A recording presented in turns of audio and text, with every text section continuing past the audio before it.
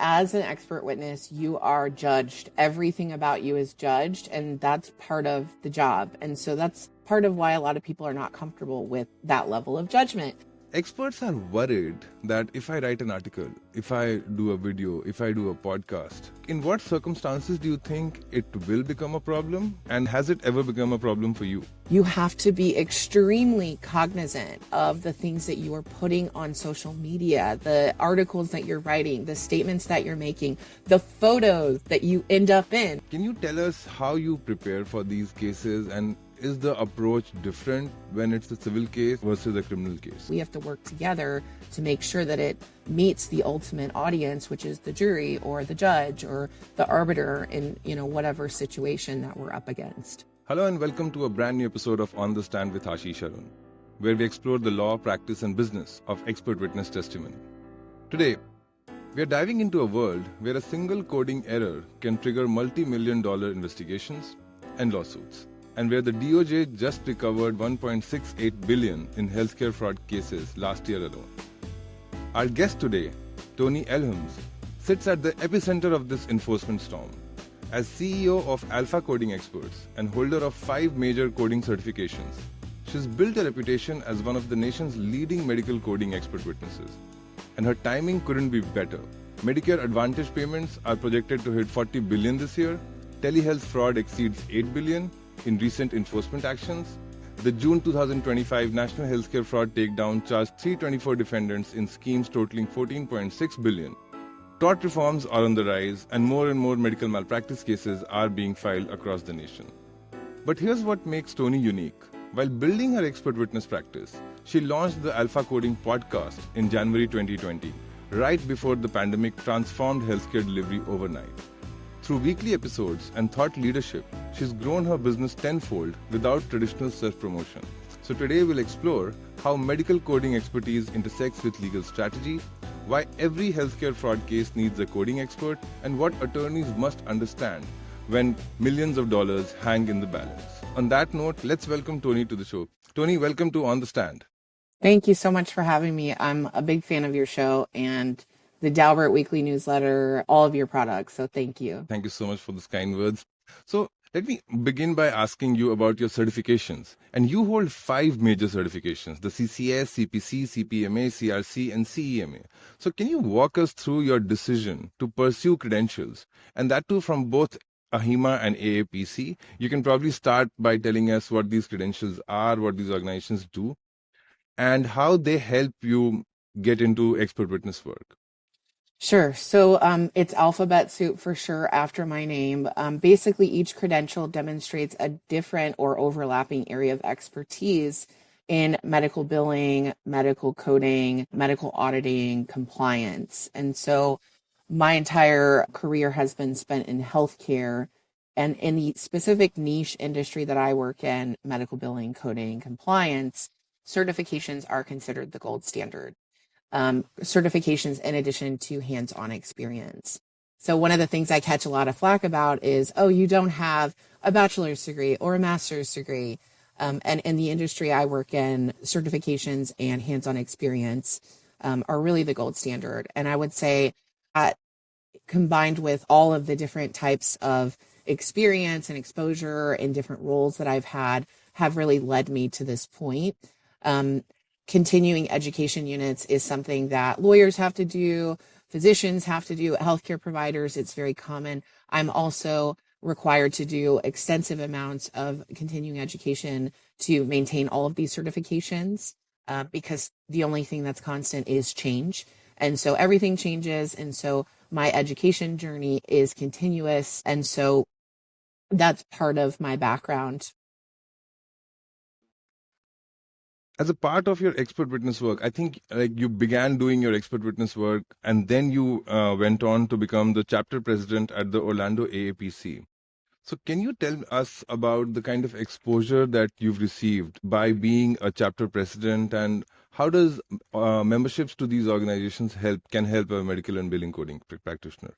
Sure. So I basically had a lot of different ambitions in terms of thought leadership, subject matter expertise. And so part of that and building that authority is putting yourself out there, and in the modern age, creating content. And so when I was basically freshly left my corporate job, very successful healthcare consulting position, cushy job, I decided to leave that job. And when I did, to start my consulting firm and my expert witness practice full time, part of that was needing to reach a larger audience. And COVID converged right at that time. And so I really saw a great opportunity to get my voice out there. I didn't have to spend really any money. It was my time and sharing my expertise, which I was already doing for my clients. I was already doing in a consulting role and had been doing for many years. And so now it was just a matter of producing it, packaging it, and getting it out to the masses. And I did that podcast, and I did things like volunteer for my chapter, and then eventually become chapter president, because I knew at the time it was a lot of work, but it was going to pay off in terms of my reputation, the credibility, the authority that I was gaining as a subject matter expert and as a thought leader in the industry. And at the time, it was incredibly difficult because I had two young kids in the height of the pandemic, a brand new business. And so time was not something I had a lot of. And so I really tried to prioritize the things that I felt like would have the most impact. And so with the podcast, I mean, you said it, I 10x'd my business, and I actually had to stop doing it because I was so busy with paid work, paid engagements, to the point where I just couldn't keep up with all of the demand. And so some things had to basically be pushed aside. And so that's ultimately what happened. But I still have attorneys that reach out to me today. I still have clients that or potential prospective clients that learned or discovered me through a podcast or through some type of interview or article that I've written. And so content, and really valuable content, not the AI generated, the filler content, the motivational posts, right? It's the value, right? And so that is so huge if you're trying to build that business. Today's episode of On the Stand is brought to you by Xlightum, the AI-powered platform where attorneys find expert witnesses and experts grow their practice. Every week, hundreds of new experts join Xlightum, giving attorneys instant access to qualified witnesses without any finder's fee or markups. Need someone else to handle the vetting? Our concierge service does it all. You only pay when you retain an expert we present. So whether you are searching yourself or letting us do the heavy lifting, Xlightum makes expert discovery fast and smarter. Visit Xlightum, that's exlitem.com, to find your next expert witness today. Yeah, I think there's this term that, like in a software business, they have the annual recurring rate. And every time you're creating content or for the podcast, it's the metric that we try to do is insights per minute. So how much value are you delivering to your audience when you're doing the podcast? Which is why we, for every episode, bring in an expert witness so that I can ask the questions and do the filler work, and they can be delivering the insights. So thank you so much for I remember that. And in my podcast days, I remember that it kind of took the pressure off of you a little bit, because then they get to shine. And so it's nice as a podcast host, because it's a lot of pressure to keep up with that consistently valuable content. And I have to applaud you, because you do an excellent job, especially for somebody like me that's hungry for this kind of information. Thank you so much for that. So one problem that a lot of experts feel it is a problem. I definitely don't, and clearly you don't, because you create a lot of content and you have benefited from that. Experts are worried that if I write an article, if I do a video, if I do a podcast, it will be played in front of the jury, and that will become a problem. Now, I agree with the first part that yes, it can be and probably will be played in front of the jury if the opposing counsel thinks that's good strategy. But in what circumstances do you think it will become a problem? And has it ever become a problem for you? So you raise a really good point. As an expert witness, you are judged. Everything about you is judged, and that's part of the job. And so that's part of why a lot of people are not comfortable with that level of judgment. And so the judgment doesn't stop with just you in front of them, right? It actually is everything that's publicly out there about you. And so you have to be extremely cognizant of the things that you are putting on social media, the articles that you're writing, the statements that you're making, the photos that you end up in, right? That you may not even realize were taken. I've certainly seen that where I'm in a group photo at a conference for lawyers. And of course that's brought up. Oh, look, she's best friends with all these attorneys. So of course they're going to hire her. And so optics do matter. At the end of the day, when you're going in front of a jury, the only thing that they know about you is what you're telling them, verbally and non-verbally, and what the attorney that hired you is able to get in front of them, and what this attorney that their entire job is to destroy your credibility, to make you look like the absolute worst person, to make you look like the hired gun. That's the only thing that they know about you. And so you've got to really be able to combat a lot of that. And so I cannot tell you how many times I've had articles, videos, things that I've said publicly brought in front of the jury, brought in a deposition. And because I've been in this space for a while, I try to be extremely cautious. And so I'm not one of those people that's like posting my life on social media. Some people are. I'm a very private person, so I don't have to worry about the social media aspect of, them pulling some crazy pictures that have happened in other cases. But I do have to think about the articles because I write articles regularly. I'm asked to contribute as a thought leader, as a subject matter expert. I'm asked to do presentations, live presentations, web-based presentations. And I do this at such a high volume that of course, I've said something that I shouldn't have said or said something in a way that could be misconstrued in a negative way. And so when I'm confronted with those situations, which in my opinion, they've not been successful, I'm able to add context to the situation and really just calmly explain this was my position or this was my role. And I have this happen a lot with defense conferences, defense lawyers.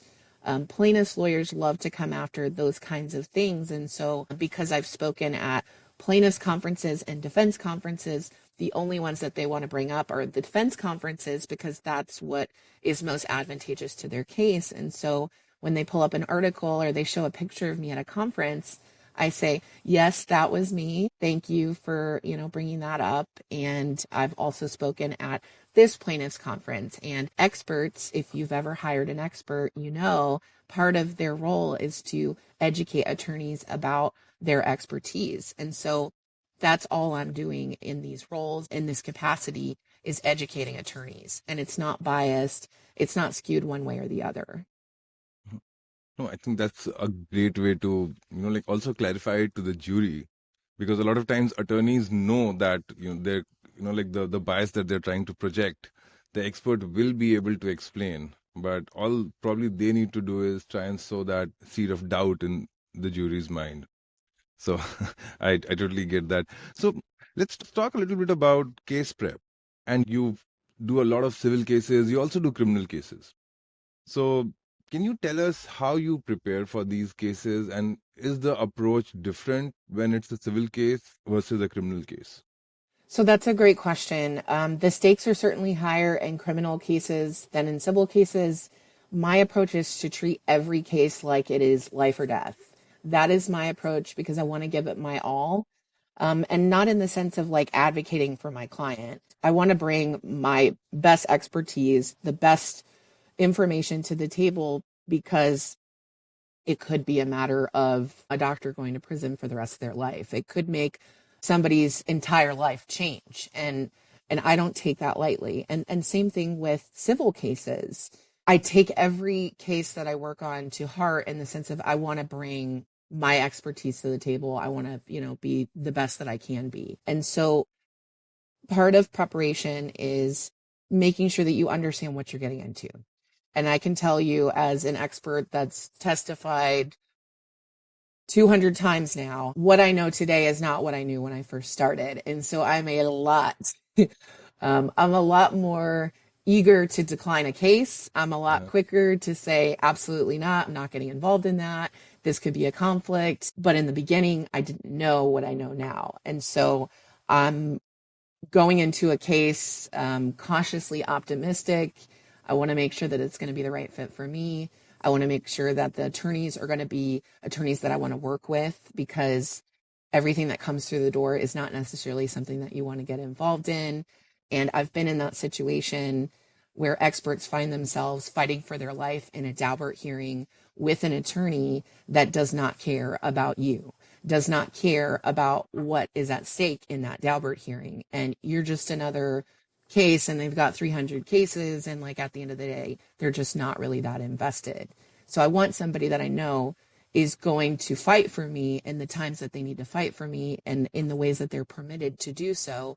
Because if I'm not allowed to testify, that hurts their case, right? And so we're in this together in the sense of my opinion is favorable to you, and so you want to use that opinion. And so we have to work together to make sure that it meets the ultimate audience, which is the jury or the judge or the arbiter in whatever situation that we're up against. So, one thing that most experts don't know about when they're getting started, and many experts still struggle with even after years of experience in the field, are the expert retainer agreements, where some of them will not have it. They'll rely on the attorney to provide one. Some would struggle with what terms to include in the agreement and what not to, what to bill for, what not to bill for. So do you have like any specific terms that come to mind that you feel that you will need to insist on, that these are deal breakers, these are terms I must have in my retainer agreement? And what are some red flags that make you decline an engagement? Okay, so retainer agreements. So let's start with the red flags. An attorney that wants to redline my retainer agreement, that's a red flag, right? There might be things that, like from a legal standpoint, they're absolutely not allowed to agree to. But as an expert, if you've had your agreement prepared by a good lawyer, you're not asking for things that are unfair. And so that's the first red flag, is somebody that wants to mark up my retainer agreement, someone that wants to negotiate my rates. My rates are not negotiable. And I'm not giving an attorney a special discount because they want to promise to give me all this work. That is where experts run into very bad situations with regards to the retainer agreement. For new clients, there is a retainer agreement. That is a standard process. And there are terms within that retainer agreement that are, payment terms, things like cancellation windows for depositions, trials. Those are protection measures that are put in place for the expert, because I don't know about other experts, a lot of them are pretty busy. I'm extremely busy. So every hour, every 15-minute block of my calendar is extremely valuable. And I have to treat that calendar, and everybody that is managing that calendar has to treat it with that same level of respect, in that it is valuable. And so when you put those terms in your agreement, you're setting the expectation that your time is valuable and you need to be updated ASAP about cancellations, or else there's going to be fees that are charged. And that's very common with trials, especially. They're unpredictable, they're put on trial calendars, and so that can get really messy. But you want to have those things in place. Another non-negotiable for me is having in my contract regarding any Daubert challenges or motions in limine specific to me. I need to be alerted. I need to be provided copies of that information. I need to be provided copies of my testimony. I need to be given enough time to review and be a part of the response brief. Also have time to do an affidavit if necessary. I want to be a part of the hearing. If they don't want me to testify in the hearing, I want to be on standby in case the judge has any questions. So these are things that I write into my contract to make sure the attorney knows this is important to me. It needs to be important to you if you want to work with me. And the ones that don't obviously filter their way out, but those are some things that are very important with regards to retention. And what's your take on I think I know the answer, but I'll still ask the question. What's your policy on contingency arrangements or success fees? Because we have attorneys who come to us looking for experts who would probably work on a lien or like let the case settle and I can pay an extra fee afterwards. And we try to stay away from referring those kinds of cases to experts. But what is your take? Have you ever been asked to tie compensation to case outcomes? I have, and it's extremely shady. And I do not work with attorneys that want any type of arrangement like that or even suggest it. Part of my job is exposing fraud. And so part of the fraud is these types of backdoor arrangements. And so I would be the biggest hypocrite if I was making those kinds of guarantees. And I've had attorneys say, okay, well, I'll retain you, but if your testimony is excluded, I'd like a refund. Wow. That's a red flag. Okay. We don't know what's going to happen. There's so many variables, right? Um, and so that would be another example of probably shouldn't work with that attorney. And I think it's important that experts know you can say no to work. It's important that you do your due diligence because you might get caught up in a situation and it's too late. And then your reputation is at stake. You can't replace that. To them, it's just another case. That's true. I couldn't agree more to that. And what about scope creep? I recently did a LinkedIn post about it, and it really resonated a lot with experts, where the attorney would want you to, hey, can you just review these few charts initially? And then it expands. So, how do you deal with something like that? It's tough. It's tough because some of the things that I offer are productized in that I'm doing a very specific thing and it's defined and it's priced that way for a reason because I do it at such a high volume. I can't track time. It makes things very inefficient. And so I try to be very transparent in that sense of if I'm using flat fees, this is what's included. But at the end of the day, you're an expert. You're not a product, right? And so your expertise can expand the bounds of what they originally came to you for. And so I think it's important to have those conversations. I call them check-ins with the client of this is what you asked me to do. This is what you're now asking me to do. And so that's going to require more time. It's going to require more expense. And so this is what I think it's going to take to get that done. And that's another really important thing for experts is transparency in pricing. I've seen experts bill absolutely insane amounts of money for time that was not productive, that they weren't asked to do. It may have been a miscommunication. And again, that's the quickest way to destroy your reputation because attorneys talk to other attorneys. Oh, they definitely do. That's the other side of the scope creep that comes from the expert, and we definitely warn experts against it. Do you think this happens more with a new expert who's getting a one-off case and they're not sure if they'll get another one and they're trying to maximize the take home? I think that can be part of it. I think a lot of it has to do with like there's no guide, there's no book that says like do this, do this, do this, right? And so each profession is different. And part of you becoming an expert, especially in the beginning, is that there's a learning curve, not for your area of expertise, but with regards to you being an expert.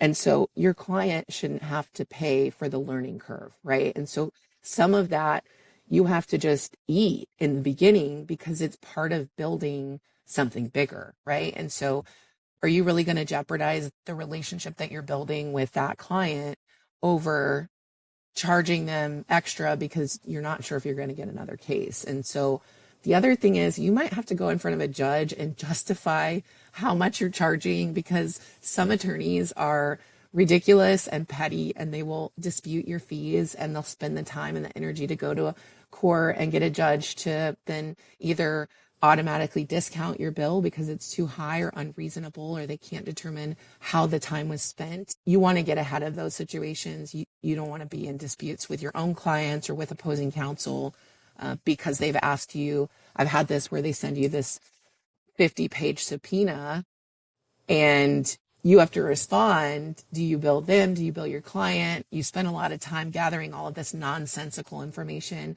that you probably didn't even need to do to begin with. Who's paying for that time? Makes sense. And what about situations where the attorney doesn't agree with your opinion and they want you to, like, oh, can you stretch it a bit? And I know the evidence doesn't really support it, but can you be a little creative? Like, have you faced those situations and how do you get out of those? I have seen that.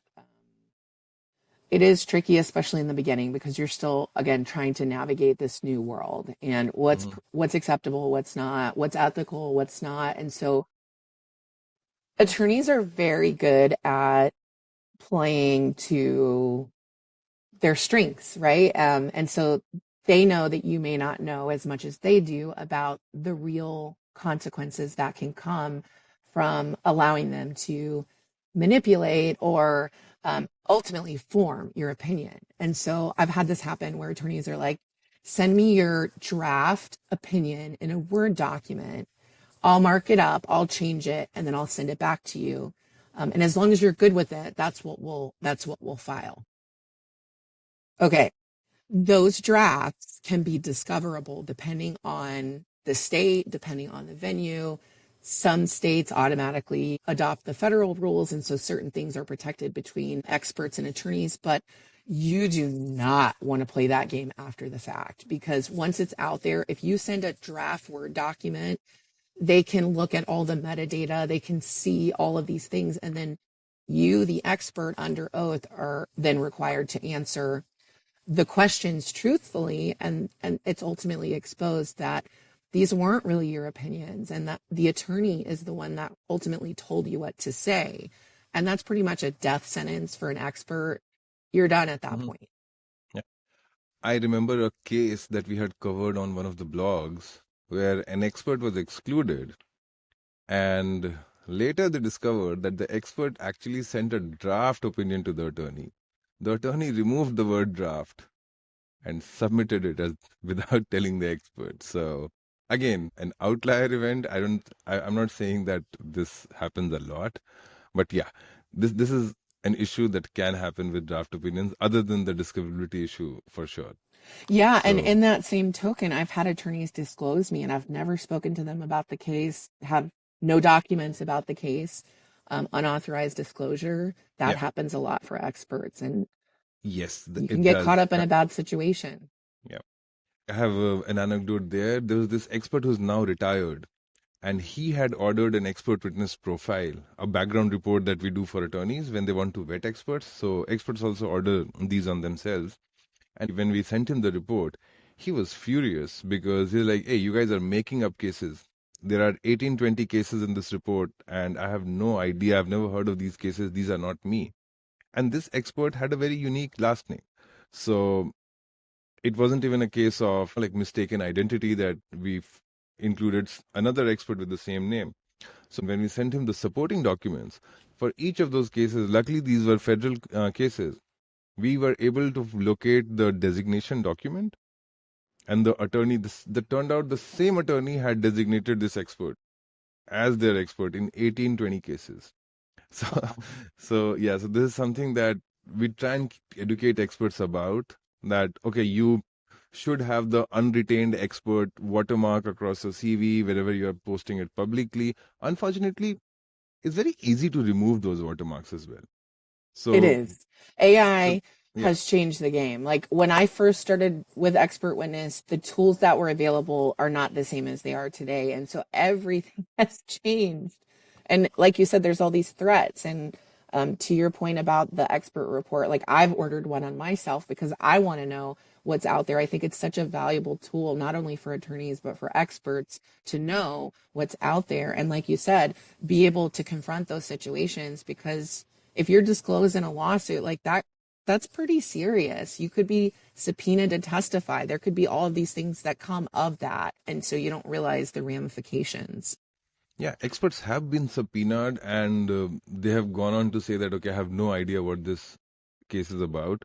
So I really don't understand. Like, attorneys do that in the hope that the case will settle and nobody will be harmed and they'll save. But again, I mean, just the fact that you're using an expert's name, experts need to be compensated for that. They do. The liability associated with it. And attorneys, like you would think that they were very ethical, and a lot of them are, but many of them are not. And so they're constantly pushing the boundaries of what's ethical and what's not. And so in this expert witness world, you cannot just rely on the attorneys that hire you. You sometimes have to get your own attorney involved to fight these battles. I've had a lot of expensive legal bills that I've had to pay as a result of working in this space because of the things that we deal with. So do you have like a bad experience that you may be open to sharing without taking names? I have so many. If I had to like really settle on one, I would say this was one that was in my first like 10 depositions. And the tough thing about this one is that I really went in cold. I didn't know what I was walking into. My client was one of those attorneys that lets me 20 minutes before the deposition and talk about the case. And again, I was still pretty new back then and didn't really know what I know now. And so I walked into this deposition thinking that this attorney was deposing me. And I had done my research on the attorney. And so I didn't really feel like it was going to be too painful of a deposition. And boy, was I wrong. So this particular firm got my number, like did not like me, did not like the fact that I was in this space. And so they actually brought in like one of the number one plaintiffs lawyers in the country to take my deposition for the sole purpose of trying to destroy me and scare me out of ever doing this again. And I didn't know who this person was until after the fact. And every person that I've spoken to that's ever dealt with this attorney has given me the same or similar reaction, and that this person is a sociopath. They are completely narcissistic, toxic. But the problem is they've like gotten $100 million verdicts, right? And so they are extremely successful. And so they've gotten to this point and been rewarded for their often unethical and ridiculous behavior. And so I didn't know that. This was a painfully long deposition. It was the full 8 hours that was allowed for that particular state. And at the end of the deposition, I was told that attorney would be going to the judge to get an order to get additional time to depose me because we couldn't wrap things up in 8 hours. So it was probably one of the worst days of my life because I didn't know what I was walking into. And if I saw that attorney now, I think I would feel very differently, but I didn't know how to deal with that situation. And so what's crazy about that case is that for 8 hours I was deposed and we did not talk about the case at all. The case was not the subject. It was me. And everything from my third grade teacher to every state that I've lived in, why I've lived there, every job I've had, every bad thing that anybody's ever said about me, basically being confronted with no warning, no idea that I was walking into this situation. And I had just had my daughter, like not even 2 months before that. So I was not sleeping, freshly postpartum, and I felt extremely unprepared for the onslaught that came for that 8 hours. And my client did not object at all. There were no objections on the record. My client was essentially like shaking because he was so scared of this attorney. And so when I talked to my own attorney, who I consult with when I have difficult situations, she immediately was like, okay, you've experienced the worst of the worst of the worst. I know how you're feeling right now because this person does that to everyone. Okay. And you've gotten the worst behind you. You will never have to deal with anybody as bad as this. So consider yourself lucky because now you've done the hardest test, right? Everything after that will be easy. And she's right. She was 100% right.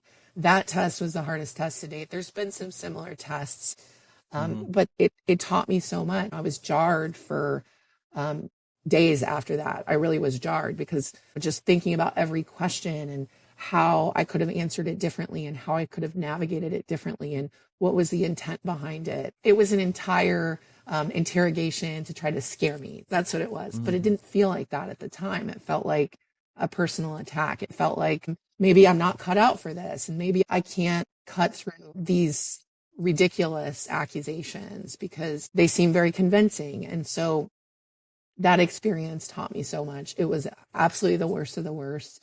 The attorney said many inappropriate things on the record. And so I'm able to take that transcript now and show it to, other attorneys and be like, hey, look what I sat through. And then they know. Or I just name drop this person and I get the same reaction of, okay, this is an expert that can stand the test of time. Yeah, I mean, she's gone through the worst. So, like they say, what doesn't kill you makes you stronger. So That's right. and That's right. here you are, 200, like more than 200 depositions. So that's pretty amazing. I'm still sorry that happened. And probably the retaining attorney should have like prepared you, helped you prepare for this when they learned that, okay, a different attorney is going to take the deposition or done better during the deposition, which kind of brings me to my next question, where we talk about the importance of preparing for a deposition. Now, that time you were a new expert, a greenhorn probably, and coaching would have really helped. Now you are, I mean, I shouldn't say a veteran, but I mean, you've more than 200 cases behind you, and you're way more experienced and battle hardened. Do you think that even seasoned experts would benefit from like a, not if not a coaching, but a familiarization or a discussion or a preparatory session with the attorney before the deposition? I think, yes, absolutely. Mm-hmm. You need to meet with them because you're just unfamiliar with the process. You're unfamiliar with the personalities, the dynamics of the case. Now it depends for me. If I've worked with that attorney and I have a relationship with them, I may not on every case because I just don't need to, right? If it's a discovery deposition, I know the other side is going to be asking me questions. I know that they've either have sent me a subpoena requesting my file or they haven't. And the fact that they haven't tells me a lot about them. They're either lazy, they don't know to ask for those things, or the attorney has already given them my entire file, right? And so knowing that walking in helps a lot because then you know what they have. What do they have in the file? So that's really important. What documents do they have? If I could tell an expert to ask these questions, these would be the questions. What do they have? What documents do they have? They may have no documents. There are cases like in state court where a report is not required. In federal court, it is required, and it's required in a very specific format. And so these are things that you want to know. The venue, the report, if there's a report, if there's not a report, how were you disclosed? I ask the attorney, send me the disclosure language because I don't want to be the person when they pull it up on Zoom and they show me and they say, have you ever seen this document? I don't want to be the person that says no. It just doesn't look good, and it makes it seem like you're not organized. So I'll ask for things like expert disclosure documents. I will ask them, what are the facts of the case? Are you disputing causation? Are you disputing liability? Is this a damages only case? Is this a case that you think is going to settle? Is this a case that, there's particular problem areas that both sides agree on? These are things that I want to know walking in. And then what's the who's taking the deposition? They don't always know because in firms, they may have multiple attorneys. So who have you primarily been working with and who do you think is going to be taking this deposition? And tell me about your experience with them. Have they been easy to work with? Have they been awful to work with? Are they going to fight about everything? Are they going to scream and yell? Are they going to be even tempered? Are they going to play Mr. Nice Guy? What's their strategy? Why do you think they're asking for my deposition? Is it because they truly just want to discover what my opinions are? Do they want to size me up? Do they want to do both of those things? Do they have some, some of them are just curious, like morbidly curious. They want to know, what is a billing expert? And they want to have an opportunity to just ask them questions for their own personal knowledge. So what am I walking into? And if I've testified so many times now that some of the attorneys, I've been deposed by them multiple times, or I've gone through trials with these attorneys. So I know, and I don't really need to prepare in the same way because I already know what I'm getting, right?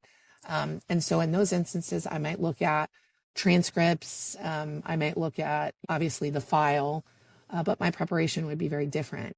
The other thing that's important with prep is, are you prepping for a deposition, a discovery deposition, a trial deposition, meaning this is for use at trial at a later date. So it's like pre-recording trial. Are you prepping for like live testimony? Are you prepping for live Zoom testimony?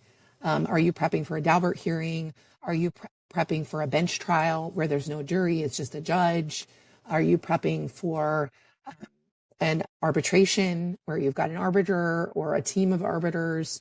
So each prep looks very different depending on the proceeding. And that's really helpful. And it's very difficult for experts to be able to keep track of the jurisdictional requirements that you were talking about. So I think it makes sense that experts don't hesitate and they just reach out. Like, if you're not sure about something, it's always better to just ask the attorney, because your Yes. interests are aligned with the attorney's interest and the ultimate client's interest. So on that note, let me ask you, what's the biggest mistake attorneys can make when they're selecting a medical coding experts? And what kind of cases do you work on that make the primary chunk of the cases? And what kind of mistakes you see attorneys making in these cases? Sure. So primarily I work on cases that involve medical billing, coding, disputes. So it could be fraud, waste, and abuse. It could be civil, meaning between a payer and a provider. It could be between a patient and a provider.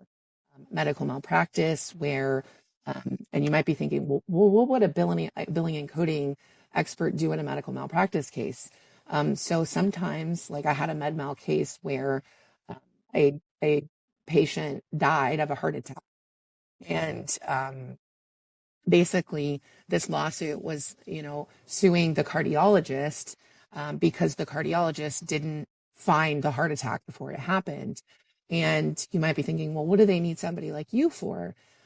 Because the cardiologist had been billing for remote patient monitoring and cardiac monitoring for this patient for 3 years prior to this heart attack. So they had all this data that was sitting in their system that they actually weren't doing anything with, but they had billed and coded for all of this stuff like they did. And so my testimony became really important for them to understand the fact that this, provider was billing for all of this stuff that they weren't actually using to treat this patient. And so those kind of issues can come into a med mal case.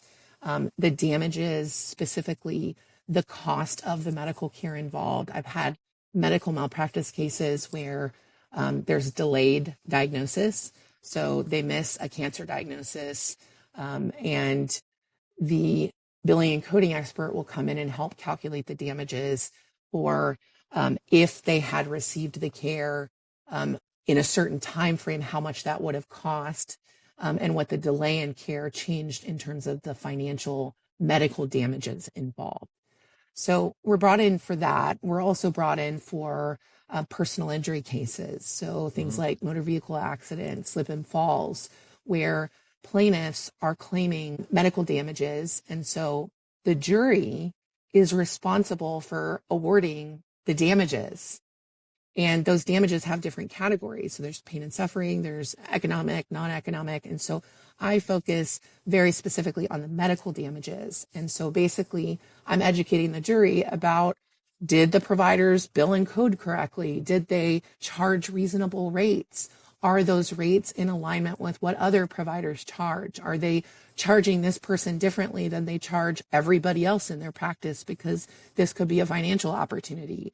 So very often I'm shining the light on fraud, waste, and abuse, but also sometimes on behalf of the providers, on behalf of the patients that are trying to get the compensation that they are entitled to.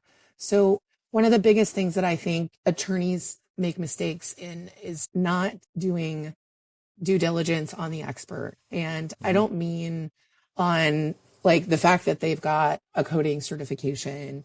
I mean like really digging into what that means. Yeah. So you might be a lawyer, but that doesn't mean that you know like family law. You might be like a personal injury lawyer. And so in the same aspect, not all people that are in medical coding and billing are created equally and have the same domains. And a lot of the people that work in the industry that I work in are socially awkward.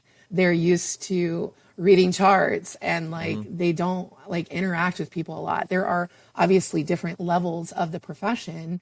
There's people that do a lot of auditing behind the scenes. There's people that are educators that go out and train and speak and do those things. But that's the minority, not the majority. And so they might find somebody that has 25 years of experience in medical coding, but they're not likable. They don't know how to testify. They don't know how to like explain to a jury what matters in this case. Like they're too technical. And so one of the biggest mistakes is not doing like a mock deposition with your expert. You want to be the one to ask them the hard questions so that you know how they're going to respond. And that is not common. You would think that it is, but it's not that common. And so I see this a lot more on the plaintiff side where because a plaintiff, think about the dynamics, the plaintiff lawyer that's hiring the expert, that case hinges on that expert, right? That is the case in addition to the evidence or the team of experts. And if those experts don't perform well, if they don't know what they're doing, that plaintiff lawyer could be working on that case for free. They could be in debt because of that case, because an expert wasn't who they said they were or didn't have the credentials that they needed or made this awful mistake and it kills the entire case. A defense lawyer, they've got 300 cases, right? Like, yeah, it's bad, but they're going to go do another case. A plaintiff's lawyer has been working on that case for 5 years and is basically in the hole on that case. And so they're a lot more typically invested in vetting their experts, making sure that their experts are rock solid. Defense, it's not as aggressive, I think, as it could be. I'll draw from our experience helping attorneys vet experts. Most of our customers, they'll come to us when they have to depose the opposing expert, and they'll want to know, if the expert has been challenged under Daubert or, has the testimony been excluded. But before I come to the Daubert challenge part, I really want to ask you about those as well. Let me ask you about, do you track your plaintiff versus defense split? Because that's an accusation that a lot of experts, again, talk about or can face that, okay, this person is a plaintiff's expert and this person is a defense expert. And especially in the medical malpractice field, we see that with doctors, where some doctors will not want to work for the plaintiff side. They'll only testify or work for the defense. So do you keep an active track of your plaintiff versus defense split? Do you actively and consciously try to maintain a balance, or like what is the situation like there? So it's tough. There's a lot of factors at play. I don't keep a case list because it's discoverable and it would be really hard to track, but I do generally keep a tally of on retention, how many cases I'm retained on behalf of defense versus plaintiff. As an expert, it's obviously hard to control what comes through the door, right?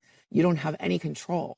And each state, the rules are different. The admissibility rules are different. So in some states, that burden is heavier on the plaintiff versus the defense, right? And on some instances, the defense would not be able to put on a case without hiring somebody like me. Basically, the only evidence that would be put up would be the evidence that the plaintiff is providing. And so by default, I'm hired more by defense attorneys because of the way that the admissibility rules are written. And so experts have to be able to explain that. I am accused all the time of being a hired gun. And it's tough because I'm generally retained about 60-40, 60% on behalf of defense and 40% approximately on behalf of plaintiffs. When you look at my testimony history, that's when they really start to try to paint the picture of you've testified a lot more on behalf of defense than you have on plaintiffs.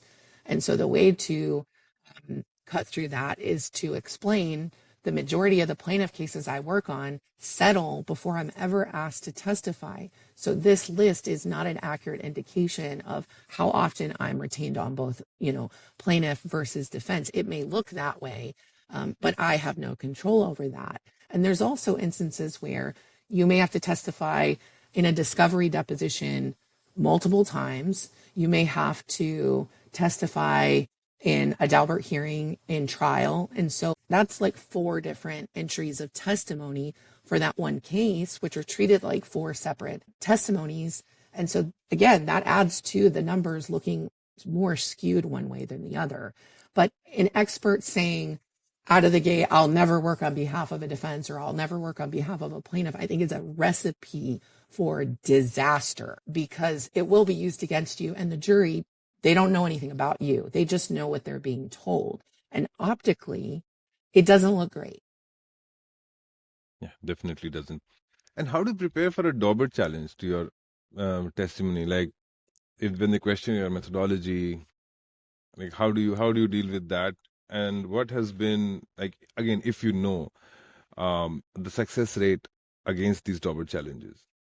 So I always answer that question with, I have not been excluded to my knowledge under anything related to 702, Daubert, Fry. And you do want to be aware that there are different terms depending on the state, right? So 702 is the federal, Daubert is still in many states, Fry is in some states. But basically what that means is you've been challenged, right? Your testimony has been called into question. It may have nothing to do with your expertise and credibility and solely to do with the methodology, or it could be both, or it could just be about you. And so I've been challenged dozens of times at this point. I used to take it personal. Of course, the first few, it's like, oh, they're just coming after me. It's not personal. It's part of the job. If you haven't been Dauberted, are you even really an expert, right? Like, are you even really an expert if you haven't been Dauberted? So I feel like it's the true test of an expert. And I actually really welcome those opportunities, because if they do ultimately go to a judge, you get to take that order from the judge and flash it around to everybody and say, I got an order from this judge. And so that doesn't stop them, right? That doesn't kill the attacks, because there's always going to be more. But they're great bragging opportunities to say, yes, I was challenged on this specific issue, or I was personally attacked and personally criticized. And guess what? The judge saw right through it. And so thankfully, I have lots of orders that I can share, and those are great marketing tools, right? I don't really have to do anything but say, okay, here's my orders. Like, they know Daubert tested, judge approved, and you can withstand that. And then if you're really lucky, you get to really fight for your life in a Daubert hearing, which not all of those require you to testify, but sometimes they do. And I would say, as an expert, that's probably the most nerve-wracking, intense experience, because your life is on the line, right? Your life is in someone else's hands, not literally, but your reputational life is in the hands of a judge that doesn't know you. And this other person is just making you out to be this awful person that doesn't know anything. And like, it's not a great feeling. Yeah. They're like, oh, this person is not an expert. This is the biggest fraud in the world. And they'll say anything for money. So Yes. yeah, but Exactly. but my expert is different. My favorite is when they come at me like that and they have no expert on the other side. Like they don't have an expert, and it's like, Wow. you're coming at me, but it's you coming at me. It's not your expert that you found to like actually validate what you're saying. And so the judges a lot of times see through that, but it's nerve-wracking.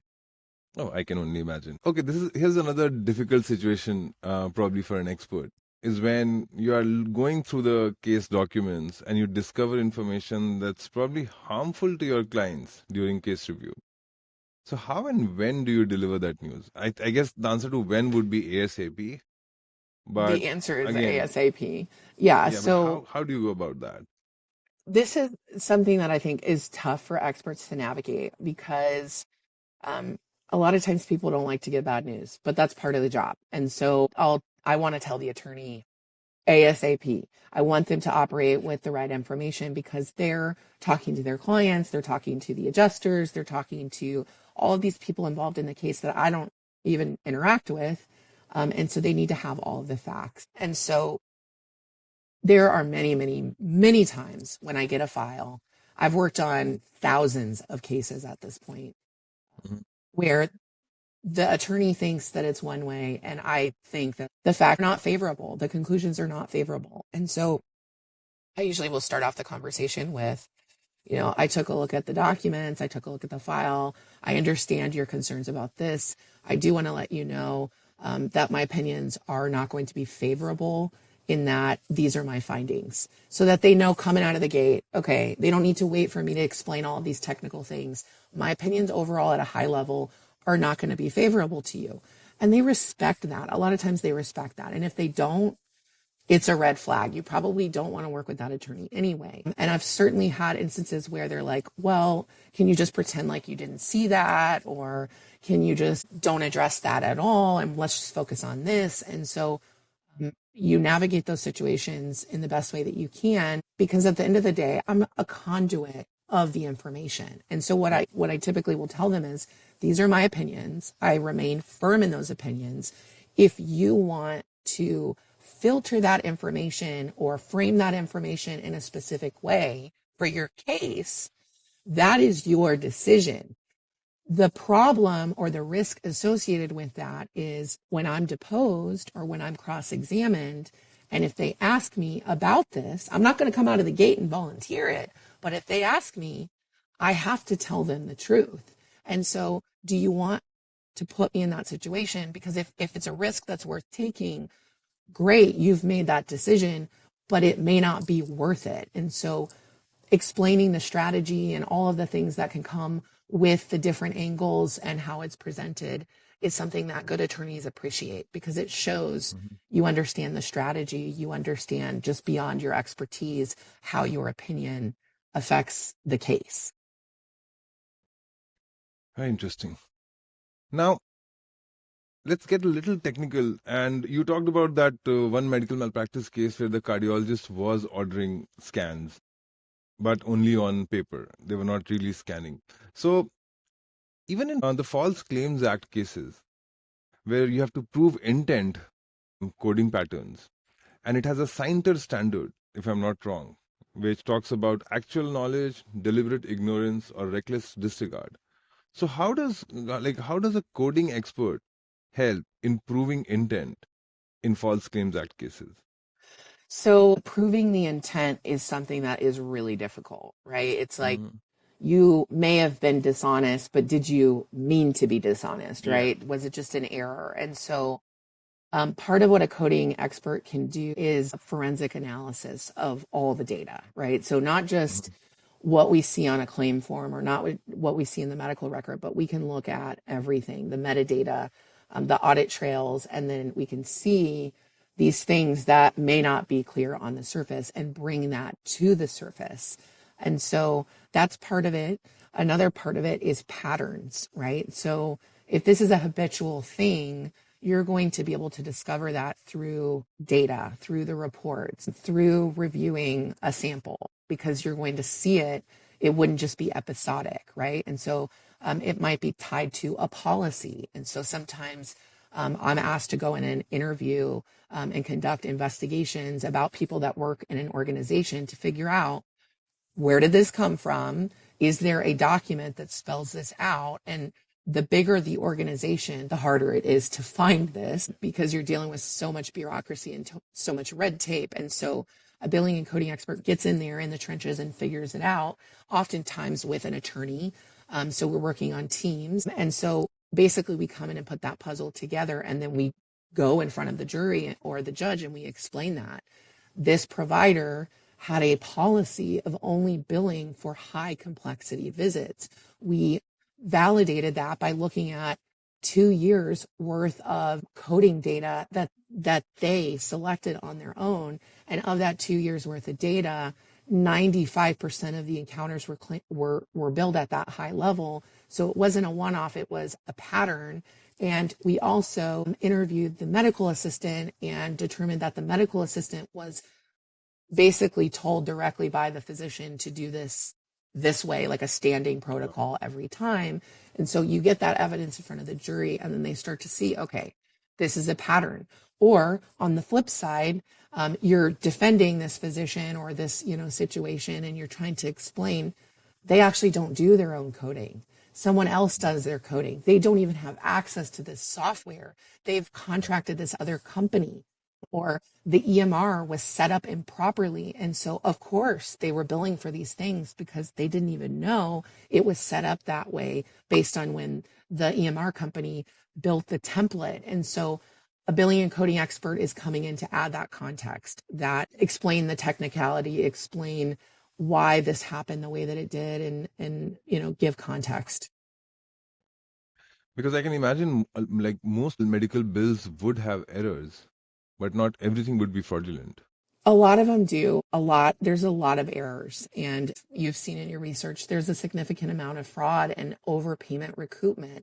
And so the way that the healthcare system works, it's a pay and chase system, meaning providers are paid upfront when they submit their claims because an insurance company could never adjudicate every single claim because there's too many, right? And so they're paying these claims on the representation that the medical provider has coded correctly, documented correctly, followed all of the rules and all the fine print.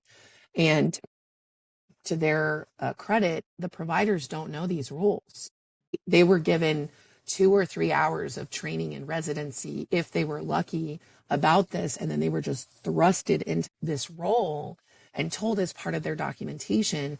But that's actually not the case. And so there's a whole reason why there's certified coders, there's certified auditors, there's certified billers, because this is a very technical thing, but nobody tells them that. And so they get caught up and then it's too late.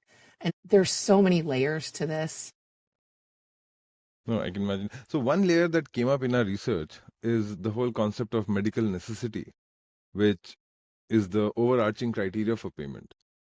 Now, is that something that you opine on and investigate? And if you do, then how, as a medical billing expert, able to do that on medical necessity without crossing into the clinical judgment that requires an MD? So this is a really good question, and some experts get into trouble because they step into territory that's not in their expertise. And so medical necessity means different things to different people. And in the legal sense, it's very different, right? So I don't touch the legal definition of medical necessity with a 10-foot pole. I'm not touching it. I don't have any opinions about it. No. But where billing and coding experts do intersect with medical necessity is that they are trained to abstract from the clinical documentation if that documentation met a specific local coverage requirement, national coverage requirement, payer policy. So basically they're taking what the payer has outlined that they will cover, and they're determining if that documentation fits within the bounds of that. Might sound easy. It's not, because providers and doctors do not document the same way that these policies are created, just kind of like the law. It's not designed for people to actually understand it, right? And so we're basically interpreting that. And so when I talk about medical necessity, it's in the context of, does this make sense? Does this pass the sniff test? Would this be covered under a medical coverage policy? Would Medicare consider this investigational or experimental? Would they consider this evidence-based? That kind of thing. Now, where attorneys will kind of take you in a different direction is they'll try to conflate what you're saying. It's not coded correctly, it's not documented correctly, with it wasn't necessary. And so you have to be the hard stop to say, oh, I'm not making opinions about the necessity of the treatment. My opinions are about whether it was coded correctly, billed correctly, priced correctly, and that's it. And it stops there. And so you got to be really careful in how you navigate that as an expert in this industry. That makes sense. And UC Health recently, I was reading somewhere that they paid millions for an automated coding system, and then it ended up departing from standards. So that brings me to AI. In 2025, you cannot have a conversation without talking about AI. So what's your view on these AI coding tools? Do you think it's innovation or it's a liability trap right now? I think it's a liability trap. Same thing with AI generated notes. Epic just launched all of these new AI tools within their system, and Epic is, I would say, the largest electronic medical record or electronic health record company in the space.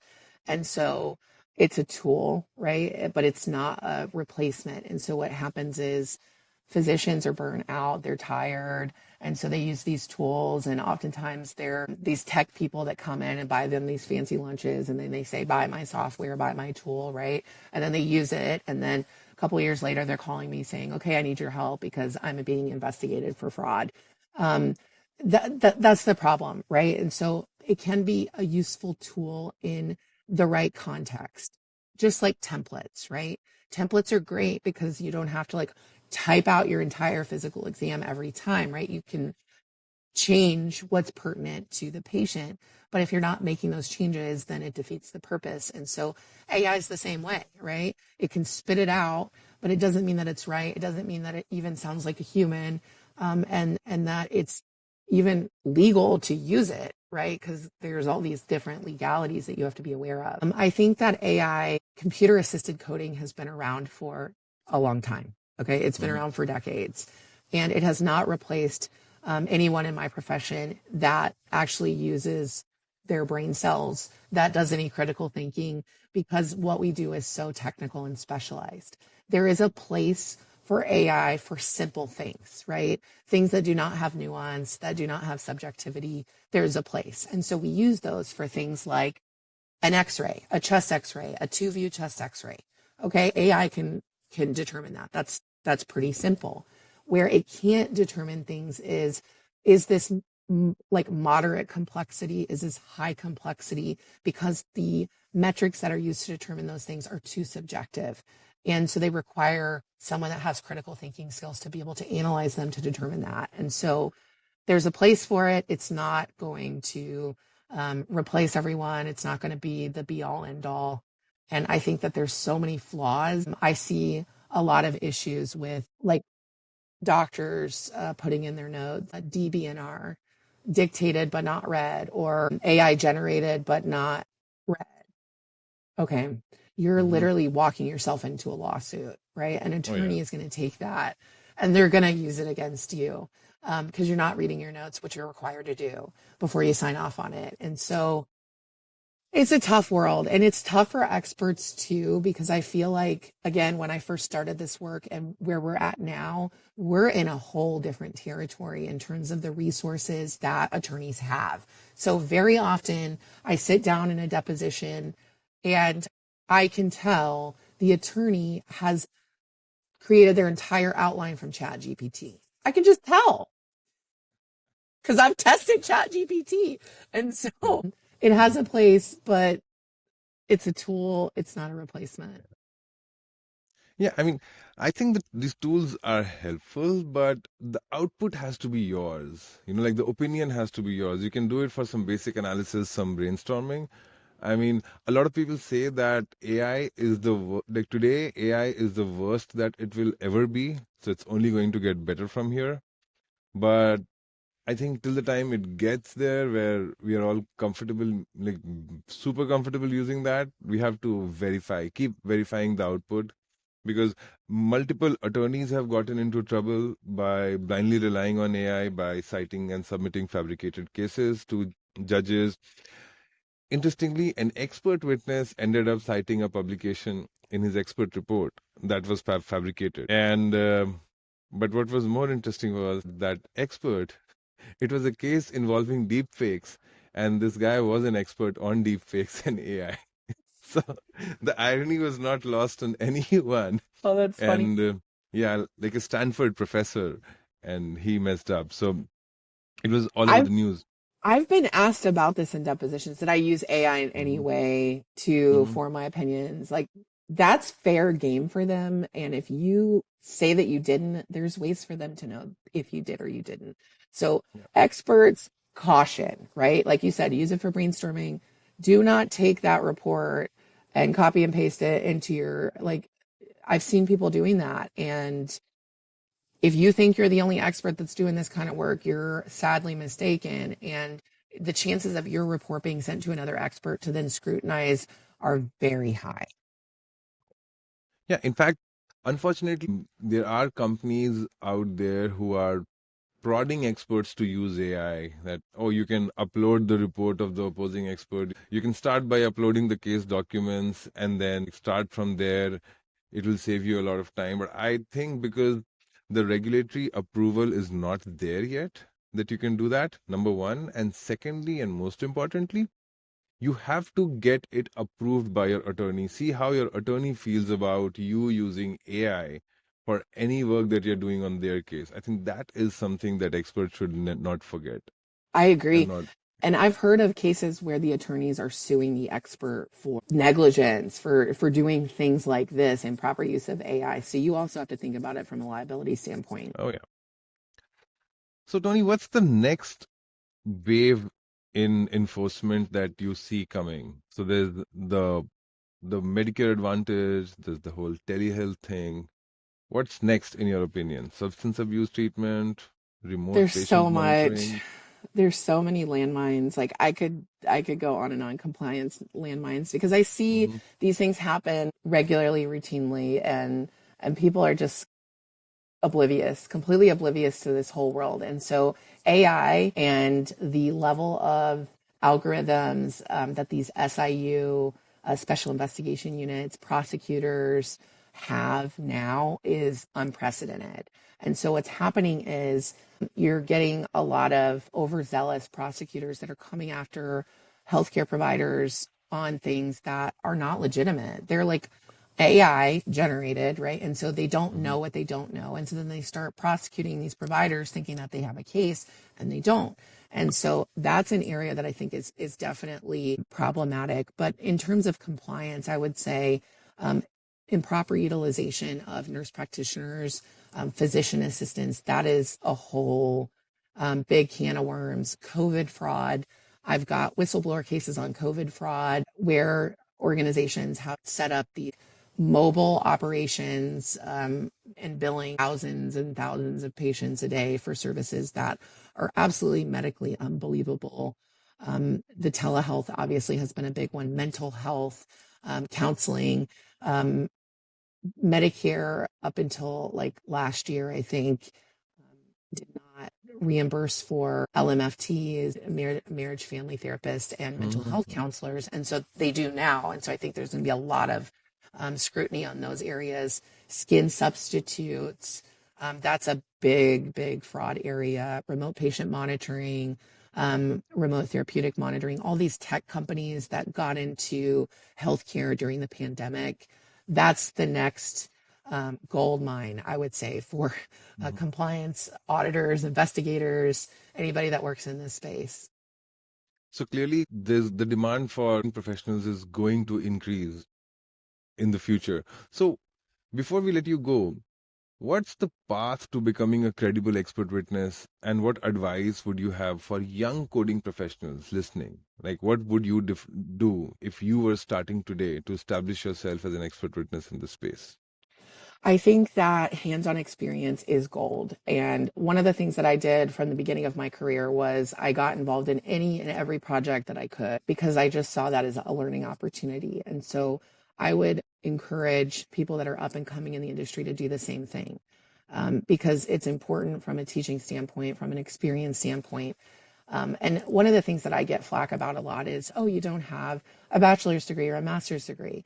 And so what I often will say is certifications are the gold standard, but my hands-on experience is where my expertise really comes through. And so would you rather hire somebody that has an MBA that's never done any type of business or started a business or been involved in a business? Or would you rather work with somebody that for the last 16 years has helped build medical practices, scale those practices, run those practices, ensure compliance with those practices? Would you rather work with someone that's done it over and over again, or someone that's read about it in a book and gotten a degree? And so focus on those hands-on experience opportunities. And then if you want to get into the expert witness space, the best thing for you to do is to get yourself in a position to where you are a thought leader. You are someone that people come to for advisement. You are someone that is at the top of your game. You are not somebody that just started. You are not someone that has only had one job and that one job for, like whatever, 10 years, and you've only been working in this one specific area. If you're not upfront with attorneys about what you've been doing, you may be put in a situation where you're completely outside of your scope. you don't want to figure it out in that moment, because it's a fight for your life type of situation. And so the learning curve for being an expert witness is significant. Okay. It is so significant. So not only do you have to be the creme de la creme in your expertise, right? Rock solid on what you know, what's in your domain, what's not. You also have to be really good at navigating the legal world. Okay. The legalese, the different state rules, federal rules, the personalities that are involved, the level of adversarial nature of this work, being able to be attacked personally, professionally, and not take it personal, really being able to stay cool and calm under the most intense pressure that you can imagine. And so a lot of people think, I want to be an expert because it sounds really cool. Or they watched the Amber Heard Johnny Depp trial and they saw what experts were. And so now they want to do it. It's not for everybody. It's a contact sport. And so if you get involved in this and you do a deposition and you think, I could never do that again, it's okay to say, this is not for me. Because the majority of the people, it's not for them. Well, that was very well said. It's a contact sport and there are no gloves or helmets. Right. So, that was really helpful and was really interesting. Thank you so much, Toni, for taking out the time. What's the best way for somebody to reach out to you and contact you if they want to pick your brain, talk to you about a case? What's the best way to do that? This was a lot of fun. So thank you for having me. The best way to get in touch with me is you can go to my website, alphacodingexperts.com, or you can add me or follow me on LinkedIn, Toni Elhoms. You could also subscribe to our newsletter, Alpha Coding Experts newsletter. We do that weekly, put out a lot of great tips and content. So love to connect with you, talk about expert witness work. And then for doctors or engineers or other types of experts that we might have a collaborative opportunity to refer cases to each other, I'm open to that as well. So thank you so much for having me. Thank you so much, Toni. You were an absolute pleasure. If you found this podcast useful, remember to subscribe and give us a review on Spotify, Apple Podcast, YouTube, or wherever you listen to podcasts. This will help other users find this podcast and benefit from the insights shared by our guests. If you'd like to be featured as a guest on this show, please write to media@xlightum.com. See you in the next episode.